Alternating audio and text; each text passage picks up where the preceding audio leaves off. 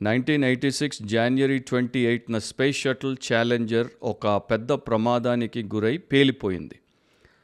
దాంట్లో 7 మంది సిబ్బంది మరణించారు. అండ్ ప్రపంచమంతా కూడా చాలా ఆశ్చర్యపోయినటువంటి విషయం అది.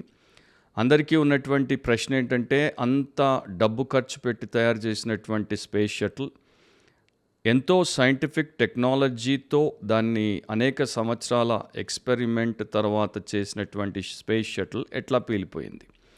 తర్వాత వారి యొక్క ఇన్వెస్టిగేషన్లో తేలినటువంటి విషయం ఏంటంటే, ఈ స్పేస్ షటిల్ ఛాలెంజర్కి ప్రైమరీ ఓ రింగ్ సీల్, సెకండరీ ఓ రింగ్ సీల్ అనేటువంటి 2 సీల్స్ ఉంటాయి.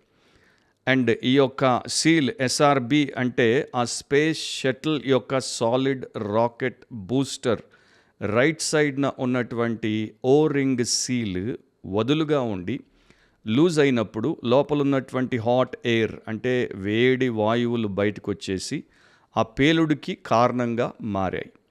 ఈ ప్రకారము ఎవరు ఊహించినటువంటి రీతిలో ఈ స్పేస్ షటిల్ ఛాలెంజర్ పూర్తిగా ధ్వంసం అయిపోయింది. 7 మంది మరణించడానికి కారణమైంది.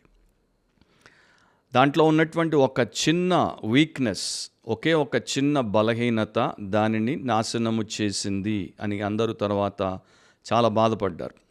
అదే ప్రకారము చిన్న బలహీనత ఒక పెద్ద విపత్తును తీసుకుని వస్తుంది అని మనందరికీ తెలిసినటువంటి విషయమే. ఒక చిన్న బలహీనత ఒక వ్యక్తి జీవితాన్ని సర్వనాశనం చేస్తుంది అని కూడా ప్రపంచమంతటికీ తెలిసినటువంటి పాఠమే. అయినా కూడా చాలాసార్లు ఆలోచించాల్సినటువంటి వారు, జాగ్రత్తగా అడుగులు వేయాల్సినటువంటి వారు, ముఖ్యంగా దేవుని యందు విశ్వాసము కలిగి ఆయనకు విధేయత చూపాలి అనుకుని ముందుకొచ్చినటువంటి క్రైస్తవ విశ్వాసులు కూడా వారి జీవితాల్లో ఉన్నటువంటి బలహీనతలను పసికట్టకపోవడం, తెలుసుకోకపోవడం చేత వారు వాటికి తమను తాము అప్పగించుకుని బాధపడతారు, బలైపోతారు. దేవుడి వాక్యంలో, బైబిల్ గ్రంథంలో అనేక రకాలైనటువంటి బలహీనతలను గురించి దేవుడు ముందుగానే హెచ్చరించాడు.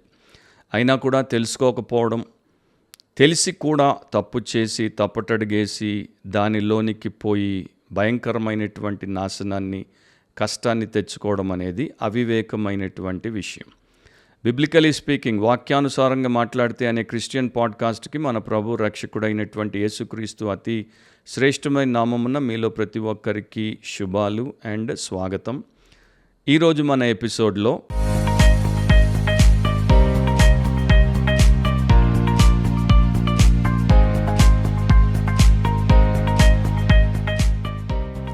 ఈరోజు మన పాడ్కాస్ట్ యొక్క అంశము వీక్నెస్ అంటే బలహీనత.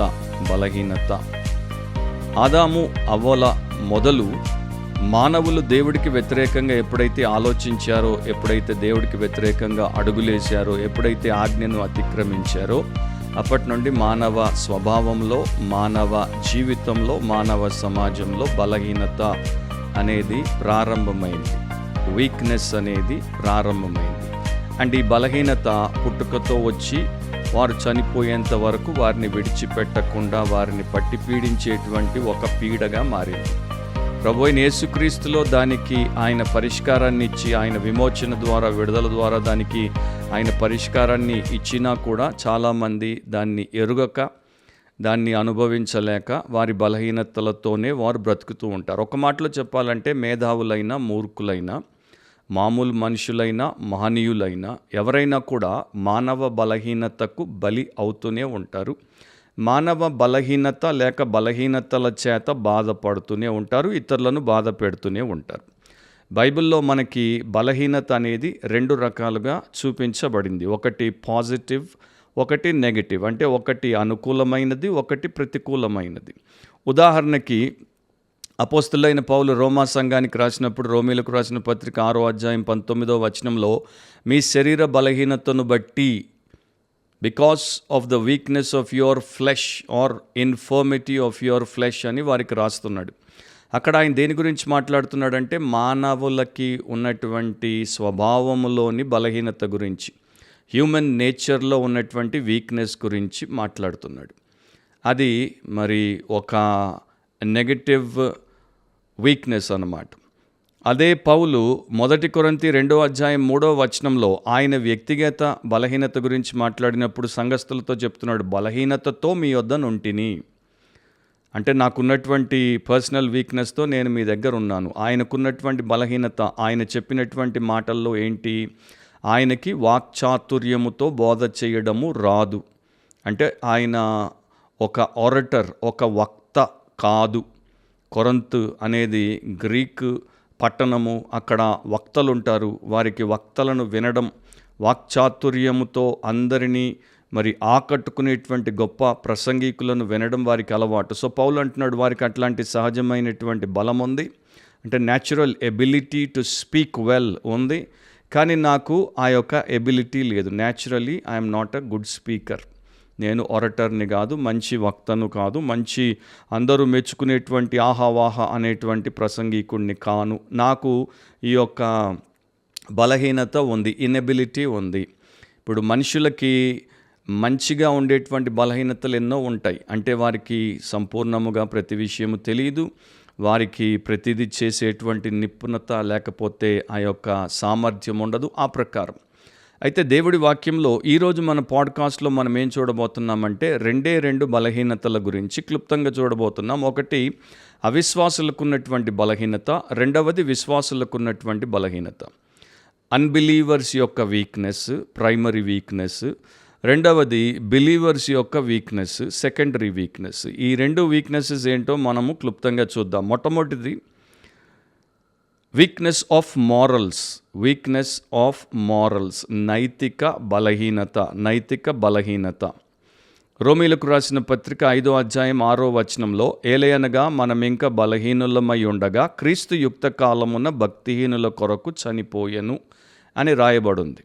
సో మనం ఇంకా అంటే మనుషులందరినీ, ముఖ్యంగా ఆయన రాసినటువంటి గ్రంథకర్త అపోస్తులైనటువంటి పౌలు ఆత్మదేవుడి ప్రేరేపణతో రాసినప్పుడు రోమా సంఘంలో ఉన్నటువంటి వారితో పాటు ప్రతి ఒక్కరిని కూడా ఆయన ఉద్దేశించి సంబోధించి చెప్తున్నాడు, మనం ఇంకా బలహీనులమై ఉండగా, మనం ఇంకా నిస్సహాయులమై ఉండగా, మనం ఇంకా అసమర్థులమై ఉండగా, మనం ఇంకా శక్తిహీనత గలవారముగా ఉండగా, మనం ఇంకా చాతకాని వారముగా ఉండగా, మనం ఇంకా మరి నిర్వీర్యమైనటువంటి వారముగా ఉండగా.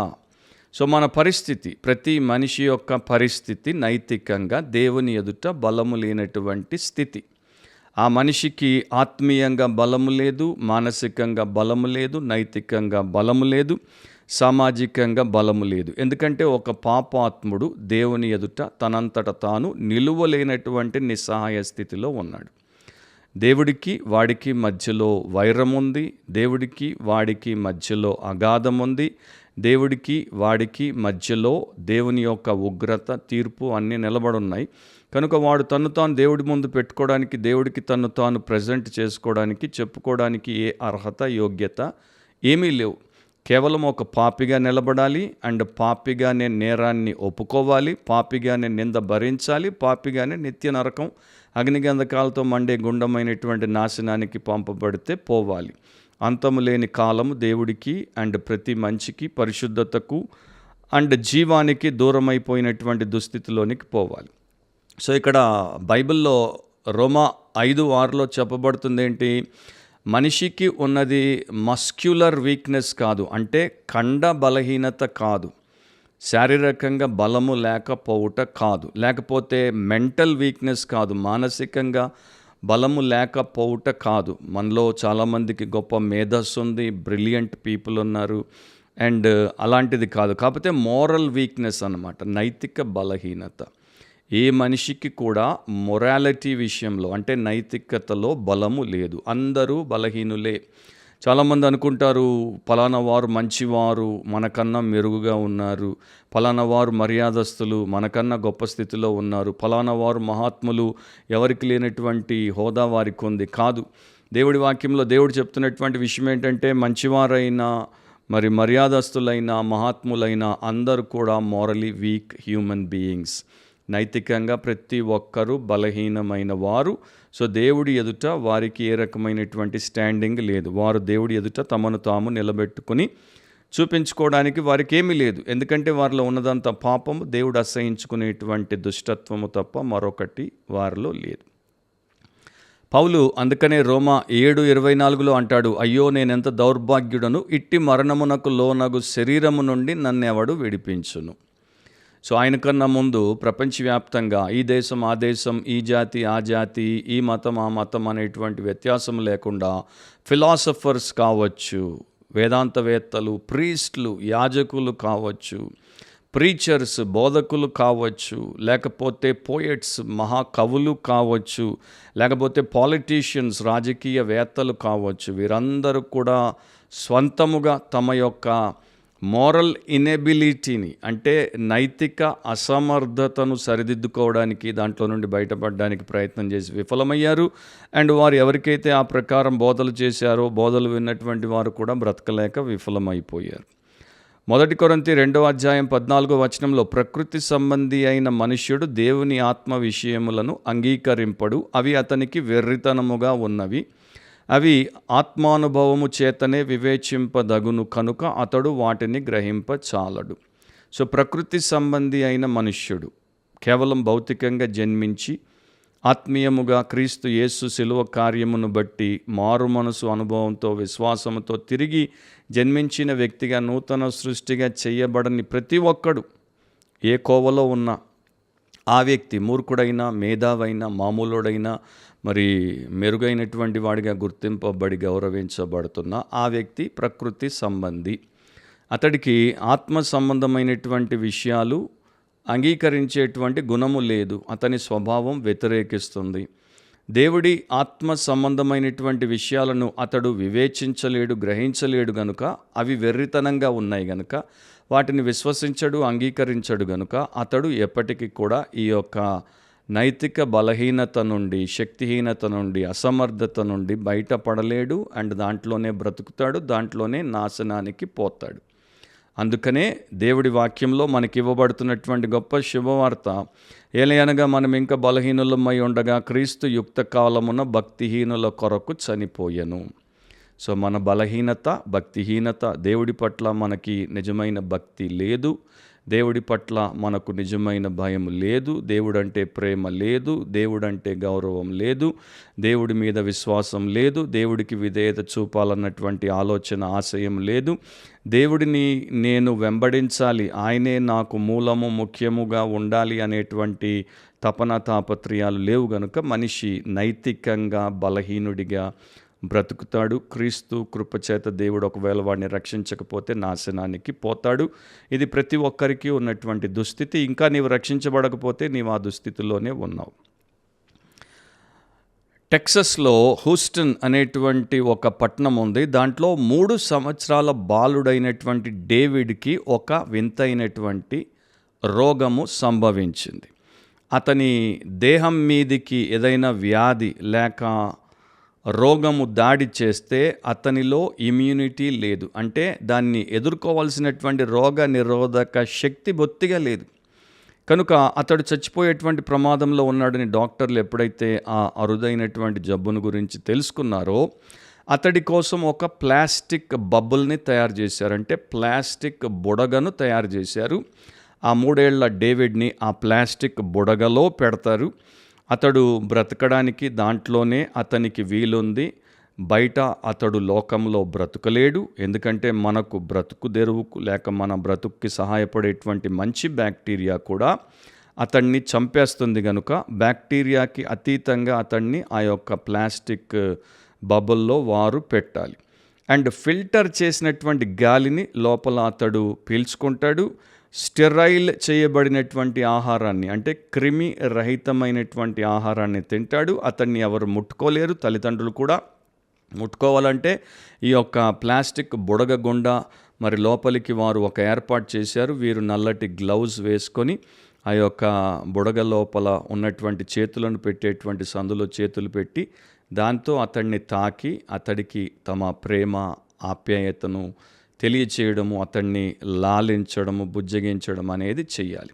సో అతని జీవితం ఎంత దుర్భరంగా ఉందో చూడండి. అతడు ఎవరికి దగ్గరగా లేకుండా ఒక విచిత్రమైనటువంటి ప్లాస్టిక్ బుడగలో బ్రతుకుతున్నాడు. అది నేను చదివినప్పుడు నాకు అబ్బా ఎంత భయంకరమైనటువంటి దుస్థితి, బ్రతుకుతున్నాడు కానీ బందీగా బ్రతకాల్సి వస్తుంది, అందరికీ దూరంగా బ్రతకాల్సి వస్తుంది. ఆ స్థితిని చూసినప్పుడు ఇక ఒక పాపాత్ముడి పరిస్థితి ఇంకా దారుణమైంది. పాపం వాడిని అట్లా బంధించి పెట్టింది. అటు దేవుడికి దగ్గర అవ్వడు, ఇటు మనిషికి దగ్గర అవ్వడు. వాడి స్వార్థంలో ఆ యొక్క ఘోర స్థితిలో వాడు బ్రతికి వాడు చచ్చిపోవాల్సినటువంటి పరిస్థితి. దాంట్లో నుండి వాడిని యేసుక్రీస్తు విడుదల చేయకపోతే, ఆయన వాడి పాపాన్ని మోసాడు, ఆయన వాడి పాపమును మరి దాని యొక్క శిక్షను కొట్టివేయడానికి ఆయన తన దేహాన్ని శిక్షకు అప్పగించాడు, చీల్చబొట్టకు ఇచ్చాడు, రక్తాన్ని చిందించాడు, ప్రాణము సమర్పించాడు, చనిపోయి సమాధి చేయబడి మూడవ దినమున తిరిగి లేచాడు. కనుక ఆయన వాడిని విడుదల చేయకపోతే ఆ భక్తిహీనతలో, ఆ బందీఖానాలో ఆ నైతిక బలహీనుడికి రక్షణ లేక సమస్యకు విమోచన అనేటువంటి అవకాశమే లేదు. ఇక రెండవ దానికి వస్తే వీక్నెస్ ఆఫ్ ద మైండ్, మానసిక బలహీనత. రోమా 6వ అధ్యాయం 19వ వచనంలో ఇది విశ్వాసులకు సంబంధించి దేవుడి వాక్యంలో రాయబడినటువంటి గొప్ప సత్యం.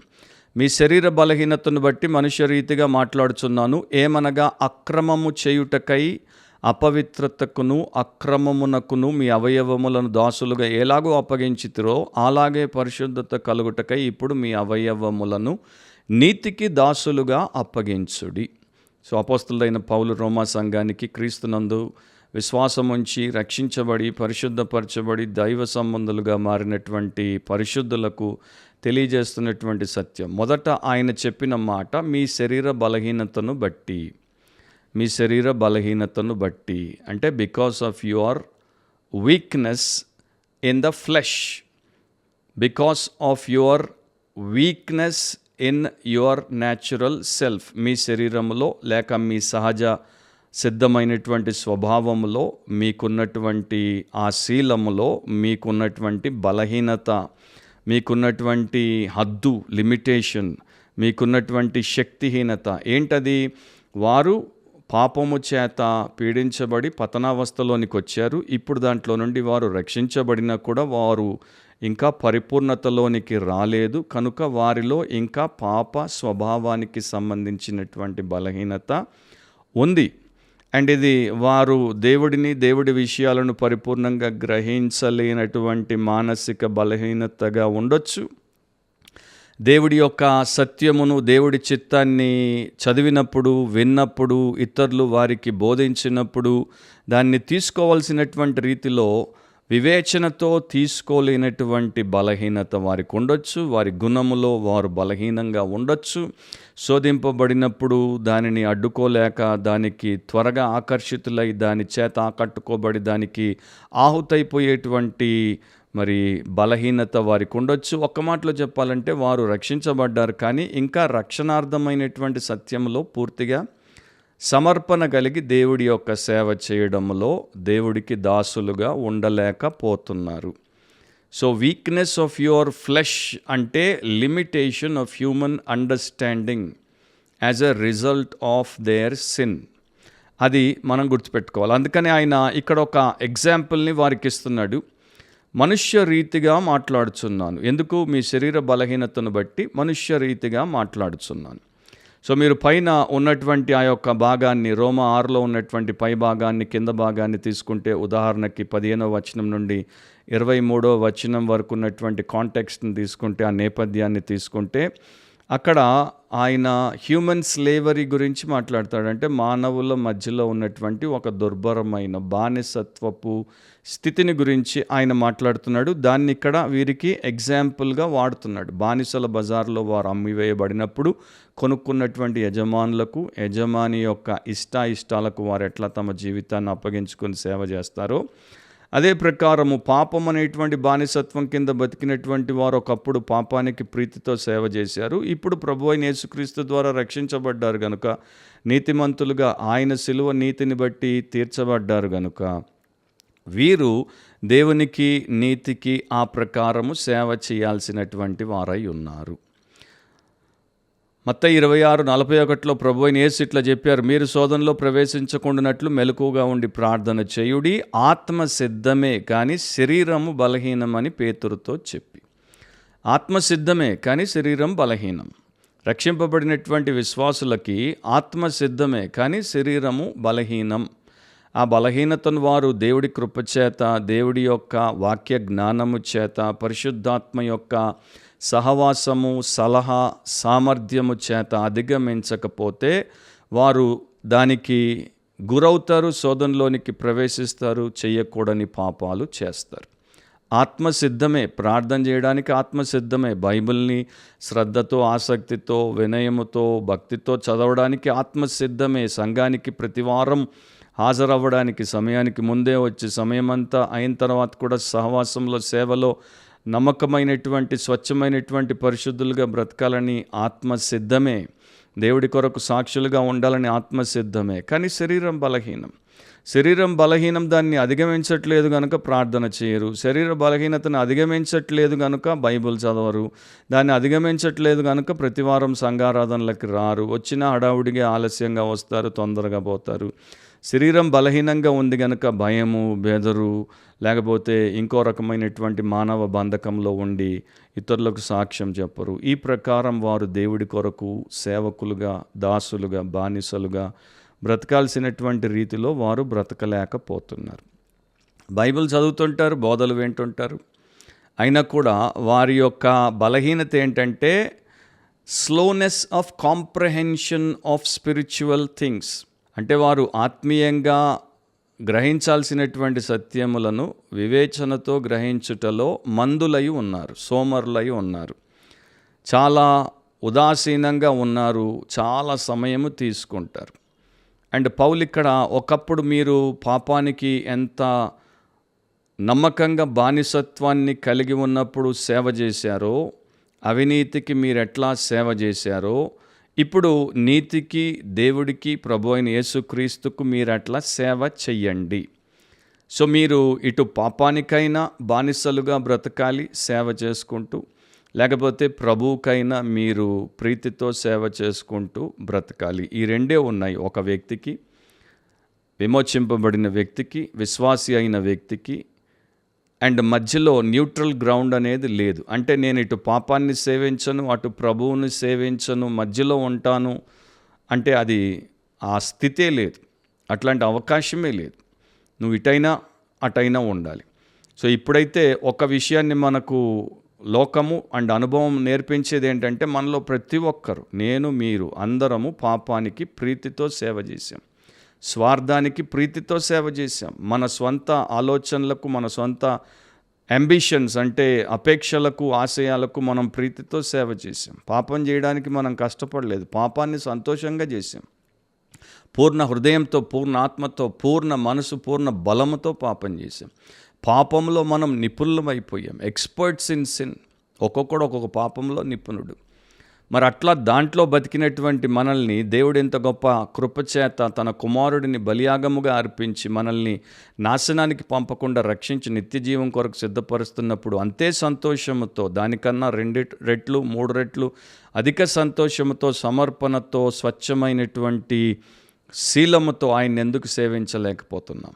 రక్షింపబడినటువంటి క్రైస్తవ విశ్వాసులు దేవుడికి సమర్పించుకోవడంలో, దేవుడికి సేవ చేయడంలో, దేవుడి పట్ల స్వచ్ఛమైన జీవితాలు జీవించడంలో, దేవుడి యొక్క సాధనాలుగా వాడబడుటలో, తమ హక్కులను, తమకున్నటువంటి సమస్తమును ఆయన పాదాల దగ్గర పెట్టి ఆయన యొక్క ప్రేమ బానిసలుగా బ్రతకడంలో ఎంతకంత కష్టం. ఎందుకు వారు గింజుకోవాల్సి వస్తుంది? ఎందుకు వారికి పదే పదే బోధలు చేసి వారిని బతిమలాడడమో, బెదిరించడమో, లేకపోతే వారిని ముందుకు తోయడమో చేయాల్సి వస్తుంది సేవకులకి, సంఘాలకి? సో ఒక్కసారి మనకి సత్యము మానసికంగా, వివేచనాత్మకంగా అర్థమై ఉంటే మనము పాపము అంత సులువుగా, అంత సాఫీగా, అంత సంతోషంగా ఇంకా రక్షించబడిన తర్వాత కూడా చేసుకుంటూ ఉండేవారము కాం. సో మనకి ఎక్కడో మానసిక లోపం ఉంది. స్పిరిచువల్ ట్రూత్ మనము మెంటల్గా గ్రాస్ప్ చేయలేక మనం ఈ రకంగా సతమతం అవుతున్నాం.